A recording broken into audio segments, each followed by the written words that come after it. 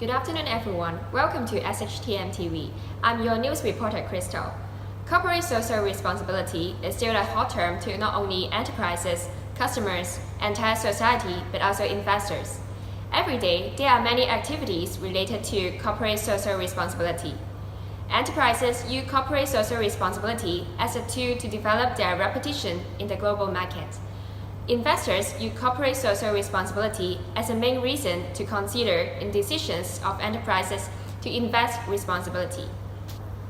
Customers and entire society consider corporate social responsibilities as an important factor to decide the cost, quality, and progress of an enterprise.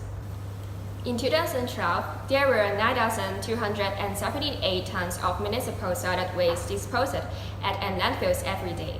36 were food waste. About one-third of them originates from restaurants.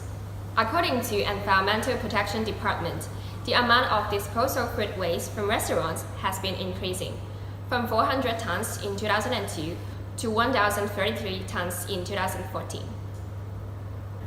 Earlier, our own field reporter Charlie had interviewed business owners of the bistro, the cafe, as well as manor to observe the integration of CSR in restaurants of Hong Kong.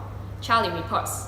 Thank you, Crystal. And now I am at the cafe and I'm going to interview the owner of the cafe PS regarding the practice of CSR.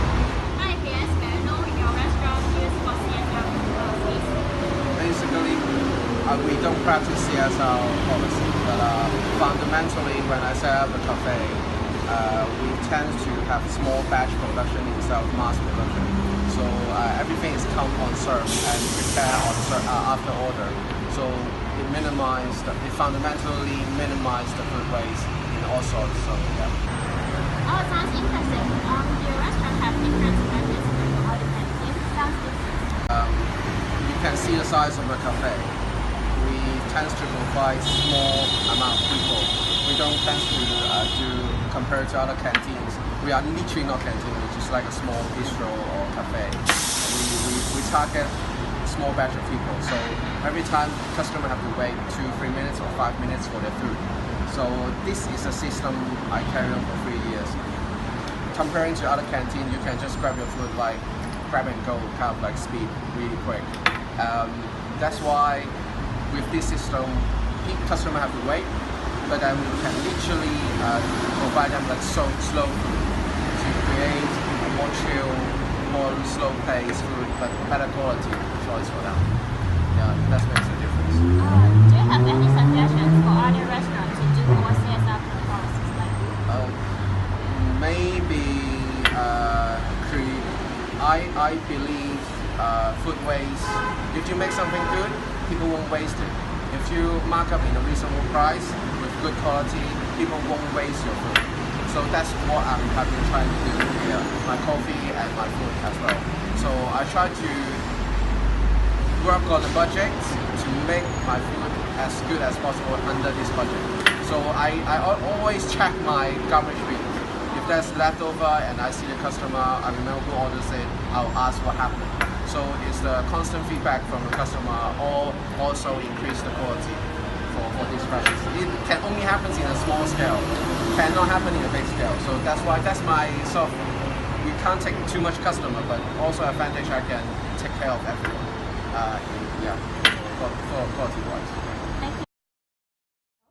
Yes, I'm the sales specialist. Actually, the food wastage we're talking about this point, right? Because every lunch or dinner operation is a cost study. So the food is prepared for the existing reservation number.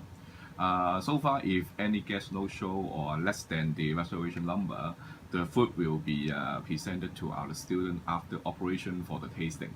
So every single operation seems like the food or beverage, the student can be tasted all the leftover item. Okay. Thank you. What do you think are environmentally CSR practices online? Okay, so we have a number of environmentally friendly practices here. They range from zero food waste to having completely biodegradable possible packaging. The first one I mentioned was zero food waste. So we have closed cycle, so all of the food which is used at manor will end up in either being composted, or it will end up being sent away with our partner Baguio, who collects our waste every day and then takes it to cattle feed farms, where it's turned into feed for livestock. Or it's sent to organic farms throughout Hong Kong. So the way we do this is we have food waste bins both in our kitchens and all of our locations. And we also encourage our customers in store to compost and recycle their own waste into the separate bins, which you can maybe see in the second inside.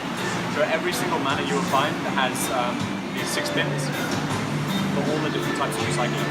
So this is unique to Hong Kong because not many restaurants food and beverage have this. I think it's probably because of the difficulty in Hong Kong to recycle waste, because there's not really a solid infrastructure in place at the moment for people to recycle. So it's up to us as restaurants to influence people to make this happen. We have other CSR practices such as we believe that all water should be free. So at all the manor locations you'll find taps where you can have your water, and we don't charge for bottled water. We don't believe in single-use plastic. We currently run a campaign called Boycott Single-Use Plastic.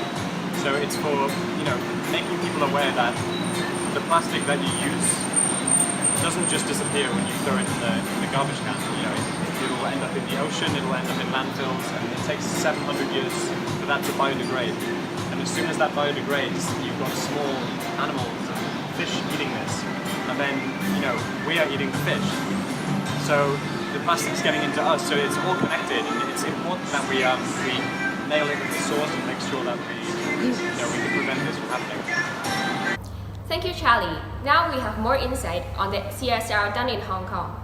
It is crucial for more restaurants to join hands and work towards the same goal. To our common knowledge, local restaurants in Hong Kong are often not as eco-conscious. For example, their methods in waste disposal. Our news reporter Charlie is now on site for an investigation. Let's take a look. Seems like someone's doing strange behavior there. Let's take a look.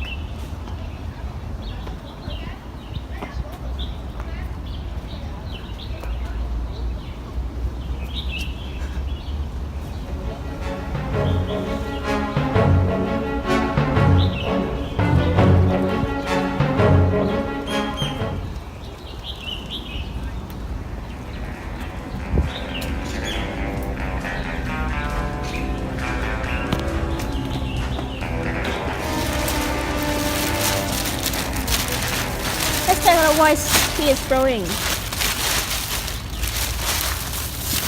Oh my god, it's some unused food waste. Actually, you can donate to food banks.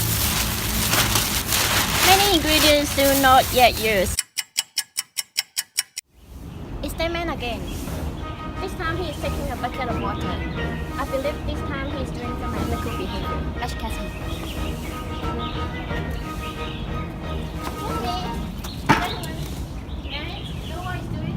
I'm just pouring some water into the drinks.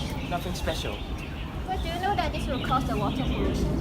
What? How come? Just some dirty water into the drinks. You see? Just a little bit. How come it will cause some water pollution?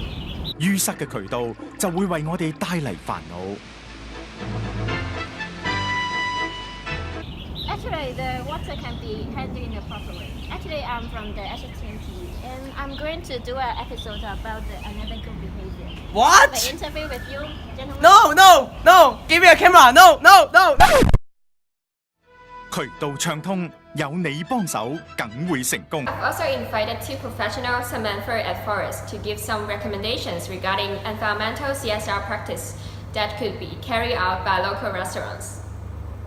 Restaurant owners, they can practice energy and water conservation schemes. For example, they can look for the energy labels that are under the mandatory energy efficiency labeling scheme when choosing their kitchen equipment. And they can introduce environmental friendly waste management practices. For example, they can separate different types of waste and also look for those that are recyclable.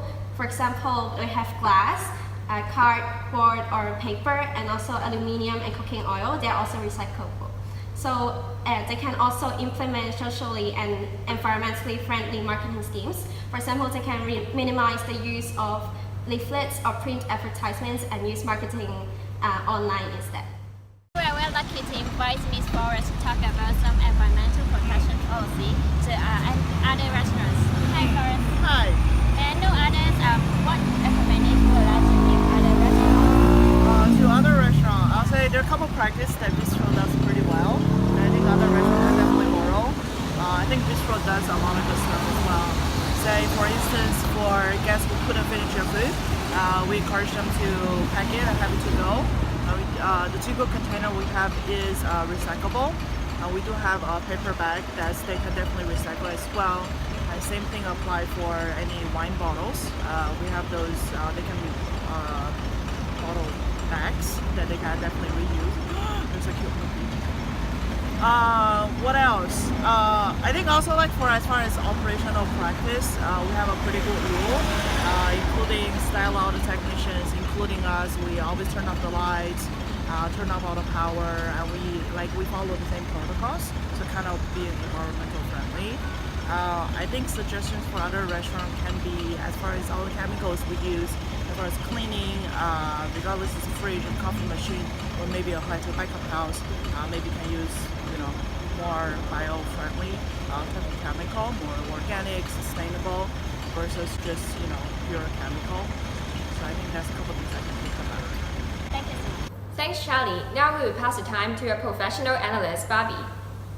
Through research and hands-on interviews done by SHTM TV, it can be drawn to a conclusion that restaurants in Hong Kong are addressing waste management as a main for their CSR.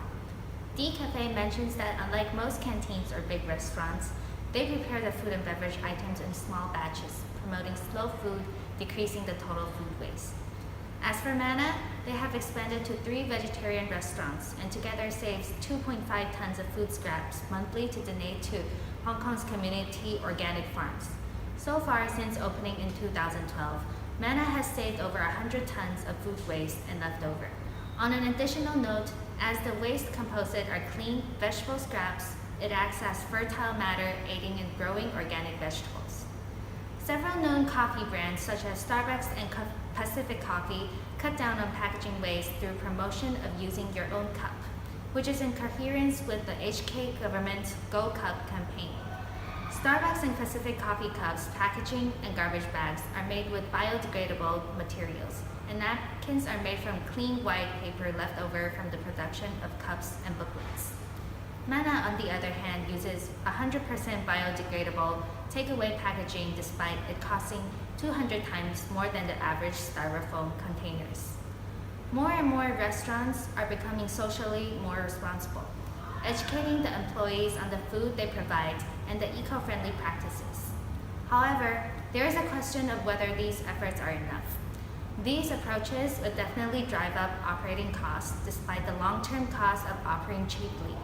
Most restaurants may not have the capital to implement such costly practices, nor would they view it as profitable. With higher operating costs, to survive, restaurants would increase the pricing, which would not appeal to the mass market as they may not be willing to pay such high prices. Furthermore, regarding the Go Cup and using your cup campaigns, as of January 1st, 2016 till this moment, 1.5 million cups have been used, equaling to 800,000 trees. Despite the efforts and promotional discounts, the practice of Go Cup may not yet be so effective and would need further marketing to push the practice to both restaurant owners and consumers. This demonstrates that for the concept of CSR to take off, not only restaurant owners are willing to commit, customers must also be educated to appreciate the values and sustainable practices, and choosing to spend more than average at a conscious business. Thank you. That's not the end of this episode. Hope the related industries could take it as a reference. Thank you. See you next week.